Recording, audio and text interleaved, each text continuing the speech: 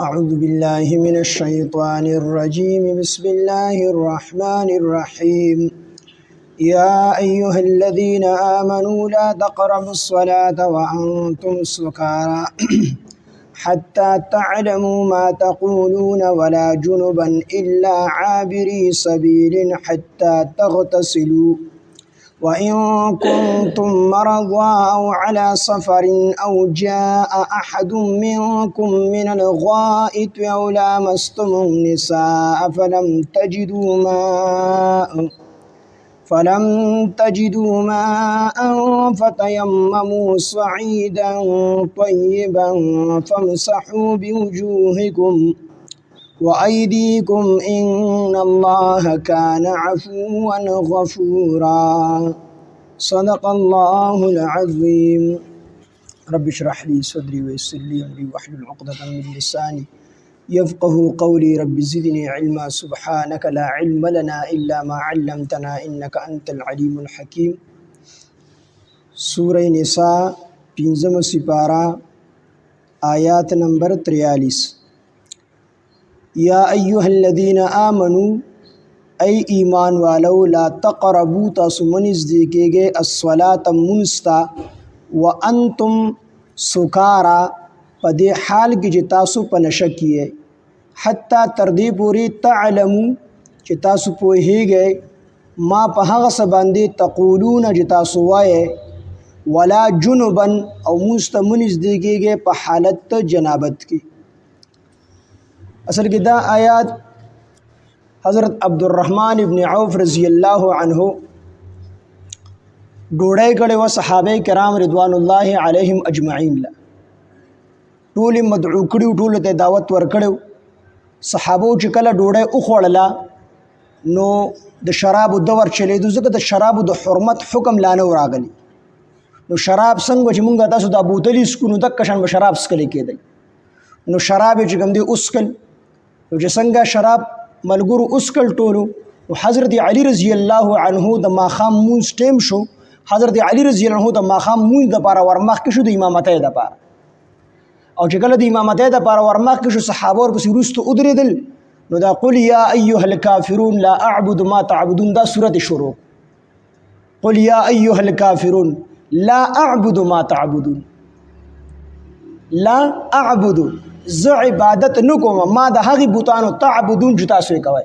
نو لا اعبد ما تعبدون ویل دسی پکارو حضرت علی رضی الله عنه فرمایل چې قل یا ایها الکافرون اعبد ما تعبدون ز عبادت کوم د هغه بوتانو چې د کوم بوتانو تاسو عبادت کوي په حالت تنشګو په دې باندې پوه نشو الله رب العزت دا آیاتونه نازل کړل چې هر کله تاسو په حالت تنشي کې نو بیا مستم ورنږدې کېږي اصل کې زمونږ استاد دین اسلام چې دی د دې ټول احکامات الله رب العزت نرم کړی دي آسان کړی دي شراب د جاهلیت ته دور نه شکم دی را روان خلکو به شراب سکل او ټول خلک د شراب عادیان هو بعضی صحابه کرام رضوان الله علیهم اجمعین دسی وو چې هغه الله پاک جل جلاله سلیم الفطرت پیدا کړی او دغه په فطرت کې دا خبره و د شرابونه نفرت دغه په فطرت کې د شرابونو نفرت نو هغه نه د جاهلیت په دور کې شراب سکلی دي چې کوم وخت کې شراب حرام شوی دی او نه د حرمت نه ورست سکلی دي بلکې دغه نفرت الله رب العزت ته شرابونه پیدا کړي او د الله رب العزت په علم کې د مخکې شراب حرام خو چې کله ابتدا د اسلام اوشوله اسلام نوی چې کوم دی خلکو او پیجندو خلک نوی مسلمانان کېدل نو په هغه دور کې شراب حلال او خلکو به شراب سکل خو الله رب العزت د انسانانو مزاج پیژني کو فورا یې د شرابو د حرمت حکم را لېږلی وي نو صحابه دا مونږ نو برداشت کړي عمل به کړي خو ډیر زور به صحابه ول ورکړي ځکه نن مونږ تاسو د نسوارو نشو صبرېدلی نو د شرابو نه صبرېدل چې ټول عمر شراب سکلي دا ډیر ګران کارو د دې وجه نه الله رب العزت موقع په موقع باندې تدریجا ځای په ځای باندې د شرابو بد بیانول اخره کې وروسته چې کوم دی د شرابو د حرمت حکم راولي ان سوره بقره کې ډومبي ويسألونك عن الخمر والميسر هغه کوم چې کوم دی تپوس کې دي ستانه د شرابو د جواري په باره کې قل فيهما اثم كبير پیغمبر دې ته وایي چې په دې دواړو کې لوی ګناه دي نو په دې شرابو کې څه لږې غوندې پیدې وي الله پاک شته دي دنیایي پیدې پکې شته دي خو اکبر من نبعهما خو د دې هغه نقصانات چې کوم دي نو هغه د دې د هغه پیدو نه ډېر زیات دي نو هغه آیاتونه چې نازل شول نو بعضې صحابه داسې وو چې هغې وی چې دې کې خو ټیک ته چې پیدې پکې شته دی خو نقصانات یې ډېر زیات دي نو د دې وجې نه بعضو صحابو په هغه آیات ته نازلېدو نه وروستو صحابو بس کړل د شراب بیا دویمه پیره چې کله حضرت علي رضی الله عنه مونځ ته ور مخکې شو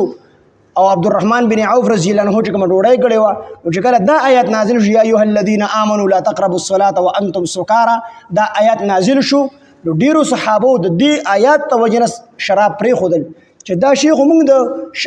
د مونځ نه منې کوي دا خو د مونځ دپاره مانع جوړېږي نو د دې وجې نه ډېرو صحابو په دې آیات باندې شراب چې کوم دی پرېښودل خو بیا هم د شرابو دور لا چلېدو د حرمت حکم لا نه راغلی بیا هم بعضې صحابو شراب څکل آخره کې په سوره مائده کې الله رب العزت مکمل د شرابو د قطعي طور د حرمت حکم راولېږو چې یا ایها الذین آمنوا انما الخمر والمیسر والانصاب والاجزام رجس من عمل الشیطان چې دا خو چې کوم دی د شیطان عمل دی او د قطعي طور د حرمت حکم بیا په سوره مائده کې راغلی د هغې نه پس بیا د مدینې منورې په کوڅو کې دا شراب وي داسې بهېدل دا شراب لکه چې تیز باران د په شکال وشي او په دې کوڅو کې څنګه اوبه بهیږي نو دغه شان شراب بهېدل فورا صحابه چې کله د حرمت حکم راغی نو ټولو صحابو په هغې باندې عمل وکړو خپلې چاټۍ د شرابو هر څه مات کړل خو په دې ځای کې چې کله الله رب العزت حکم را ولېږو نو د شراب لا قطعي طور نو حرام شوي صرف الله وفرمایل چې تاسو په حالت ته نشئ کېږئ نو مونځ ته مو ورنږدې کېږئ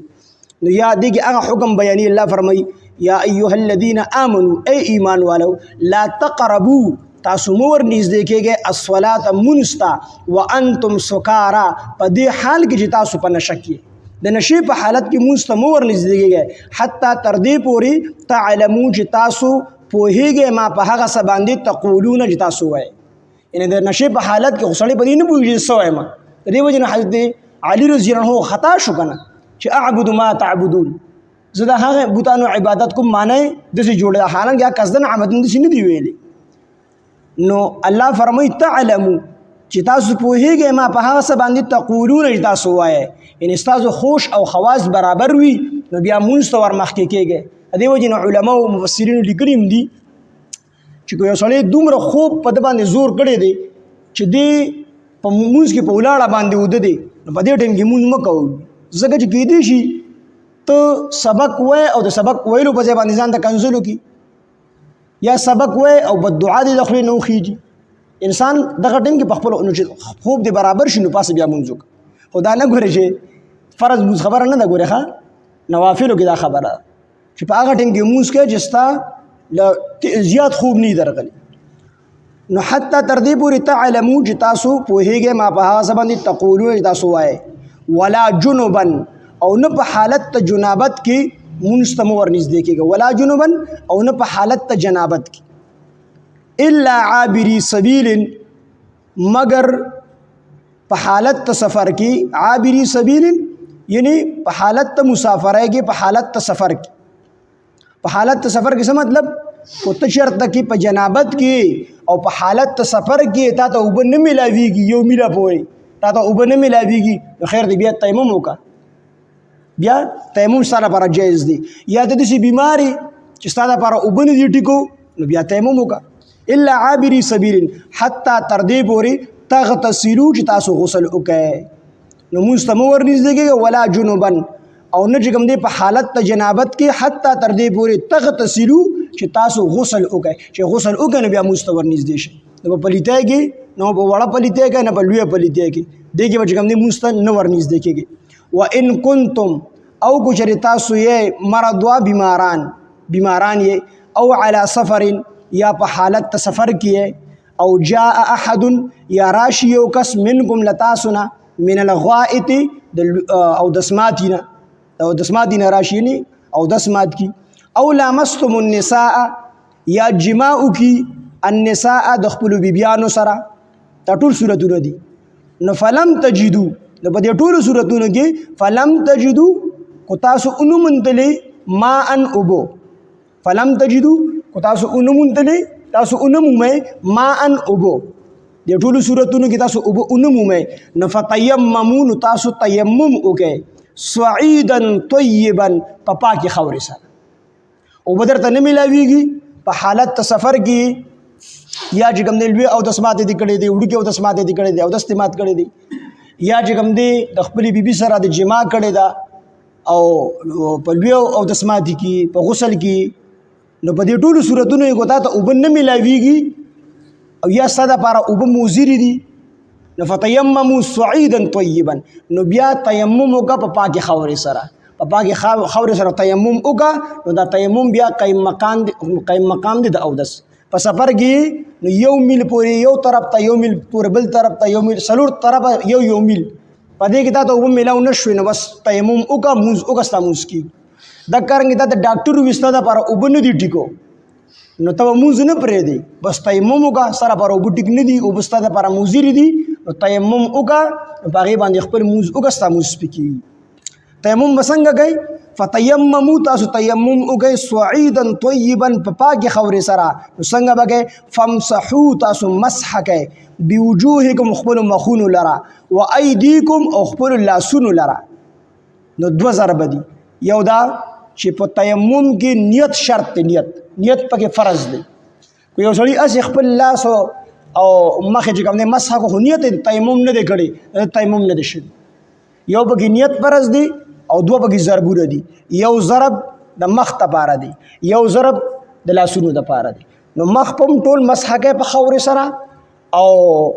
ورسره چې کوم دی لاسونه به هم مسح کوي استنجا پکې نشته یو کس راغلی جنازې له کاټرین سپینې جامې اغوستې وي او چا ورته وایي چې یاره بس تیمم وکړه نه مولي صاحب وایي د جاړې شاته دا دوړې خطې وروره وي چې ومې کتل نو هغه جس ټول پرتوک چې کوم دی هغه د خاورو نه ډک کړی استنجا پکې هم پکار ده که د کاټن جامې اغوستې استنجا پکې نشته تیمم طریقه دا ده چې لومبۍ خو به ستا نیت ته تیمم وکړي خو ته د او لوی اودس ماتي نه چې کوم دی تیمم کوي یا غسل کوي نو طریقه ټول یو د صرف نیت به بدل وي نو په خاوره باندې به داسې لاس کېدی داسې نو پاک پیدا لاس پکې په دې خاوره کې وخیم نه ځکه چې بیا مخ ته څښا کېږي بس صرف لاس ته مسح ده لاس ته ولا ورړل چې لاس ته ولا ورړل نو دا ګوتې طریقه خو چا داسې طریقه نه ورځي نو هر څنګه کولی شي خو دا طریقه د علماو د دې دپاره ښودلې ده چې په دې کې مخ نه پاتې کېږي یو ځای پکې نه پاتې کېږي نو د دې ویښتو نه به راوالې کړو په لاس ګوتی مته یې ګړۍ دا به لرې کړي نو دا طریقه ده لومبۍ به دا دې شو بس دا یو ضرب چې د مخ ته پاره شو خو بیا د شکل جو خیر دی بیا پیسې لاس راخ کا دویم ضرب بیا چې کوم دی د لاسونو دپاره دی نو دا به دې شي لاسونه دې دغه کړل مسح دې کړل نو دا طریقه ده دا دلته راوچورلی دا بس تا تیمم وشو او که چاله داسې نه وځي نو که داسې وکړو نو هم ټیک دی ښه داسې وکړو نو هم ټیک دی مسله پکې صرف مسحه ده خو دا طریقه ده چې په دې کې ځای نه پاتې کېږي نو دا د تیمم طریقه شو نو دا تیمم چې دې وکړو نو بس ماله به مونځ هم کولی شي جنازې دپاره هم که چې د ټیم لږي او ته اودس کوې مثال په طور ستا نه جنازه کېږي نو اوبه دې موجود وي هلته کې زر زر تیمم وکړه بس جنازې کې ودرېږه ځکه چې ته اودس کوې نو بیا خو جنازه شوي که نه جنازه کې خو دومره ټیم بیا نه نو د جنازې دپاره چې کوم دی که اوبه موجود هم وي نو تیمم والی شي یا ایها الذین آمنوا ای ایمان ولو لا تقربوا تاسو منځ کېږئ الصلاة مونځ ته وانتم سکارا په دې حال کې چې تاسو په نشه کې حتی تر دې پورې تعلموا چې تاسو پوهېږئ ما په هغه څه باندې تقولون چې تاسو وایئ ولا جنوبا او تاسو منځ کېږئ په حالت د جنابت کې مونځ ته الا عابري سبیل مگر په حالت د سفر کې الا عابري سبیل یعنی په حالت د سفر کې حتی تر دې پورې تغتسلوا چې تاسو غسل وکئ چې غسل وکئ نو بیا مونځ ته ورنږدې کېدلی شئ د جنابت نه وان کنتم مرضا که چېرې تاسو بیماران او علی سفر یا په حالت د سفر کې بیماران یې او داسې بیماران یې چې تاسو باندې ډاکټر اوبه بندي کړي وي ډاکټر در باندې اوبه بندي کړي او تا ته وشتاره او ټیک نه دي او علی سفر یا په حالت د سفر کې او جاء احد یا راشی او کس او جاء احد یا راشی او کس منکم لتاسنا من الغائط دو دسماتنا او لامستم النساء یا مسحه تاسو بیبیان خپل او لامستم النساء یا تاسو جماو گئے د خپل بیبیانو سره فلم تجدوا بیا تاسو نمومه ما ان ابو فتیمموا نتاسو تیمم وکئ صعیدا طیبا په پاک خور سره فامسحوا تاسو مسح کوي بوجوهکم خپل مخونو لرا و ایدیکم خپل لاسونو لرا ان الله بشک الله تعالی کان دی عفوا معاف کوونکی غفور او بخونکی یا ایها الذين امنوا ای ایمان والو لا تقربوا الصلاه تاسو منځ دیږي مستا وانتم سکارا په دې حال کې تاسو په نشګي حتا تر دې پورې تعلموا چې تاسو په هیګه ما په هغه څه باندې تقولون چې تاسو وایي ولا جنبا او تاسو منځ دیږي مستا په حالت ته جنابت کې الا عابري سبيل مگر مسافه حالت ته سفر کې حتا تر دې پورې تغتسلوا تاسو غسل وکئ وان کنتم کچریه تاسو مرض و بیماران او على سفر یا په حالت سفر کې او جاء احد منکم یا راشی او کستا سنا من الغائط دو دسماتنا او لامستم النساء یا تاسو جماو کې د خپل بیبیانو سره فلم تجدوا بیا تاسو نمومئ ما ان ابو فتیمموا تاسو تیمم وکئ صعیدا طیبا په پاک خور سره فامسحوا تاسو مسح کوي بوجوهکم خپل مخونو لرا و ایدیکم خپل لاسونو لرا ان الله بشک الله تعالی کان دی عفوا معاف کوونکی غفور او بخونکی الحمد لله رب العالمين والعاقبة للمتقين والصلاة والسلام على سيد الأنبياء والمرسلين وعلى آله وأصحابه أجمعين ربنا تقبل منا إنك أنت السميع العليم وتب علينا إنك أنت التواب الرحيم إله العالمين تزمون رازشي زمونږ لوی واړه ټول ګناهونه معاف کړي خدای زمونږ دا درس په خپل دربار الهي کې په خپل فضل کرم احسان سره قبول او منظور او فرمای الله دا زمونږ دا درس خالص خپل رضا وګرځي الله حاضر مجمع ټول کامل مغفرت نصیب کړي الہ العالمین حاضر مجمع کې سوق بیماران وي الله ټول ته شفای کامله عاجله مستمره ورکړي الله څومره قرضداري د قرضونو نه اخلاص کړي الله څومره پریشانه حالې پریشانې ختم کړي څومره نه حق بندیوانی د بند نه آزاد کړي څومره خلکو رزق لن تنگ دی الہ العالمین رزق وتفراخ کی الہ العالمین زموږ د ټولو الہ العالمین د حیا او د عزت صادرونو په ټولو باندې راواچي الہ العالمین مشرانو ته د عزت ژوند ورکړي الہ العالمین کشرانو ته د دیندارۍ ژوند ورکړي الہ العالمین په زنانو د حیا او د عزت صادرونو راواچي الله زموږ د ټولو د عزت لاج اوساتي الہ العالمین اسلام غالب کی کفر مغلوب کی الہ العالمین د فلسطین د مسلمانانو مدد او نصرت او فرمای الله قدم په قدم او مقام مقاوزه په ځای سره خپل مدد او نصرت شامل حال کی الہ العالمین جایز ارمانو زموږ د ملګرو په سرونو کې څومره دی الله د ټولو جایز ارمانونه پوره کړي الہ العالمین والدین محترمینو ته مکمل مغفرت نصیب کړي څومره مردگان زموږ وفات شوي دي د درس هغه ثوابونه زموږ مور او پلار ټولو ته الہ العالمین د درس هغه ثوابونه ورسي الله خاتمه زموږ د ټولو بالخير او بالایمان کې په وخت ځن کدن مو د زړه په صدق سره په بدا کلمه چالو کې لا اله الا الله محمد رسول صلی الله علیه و سلم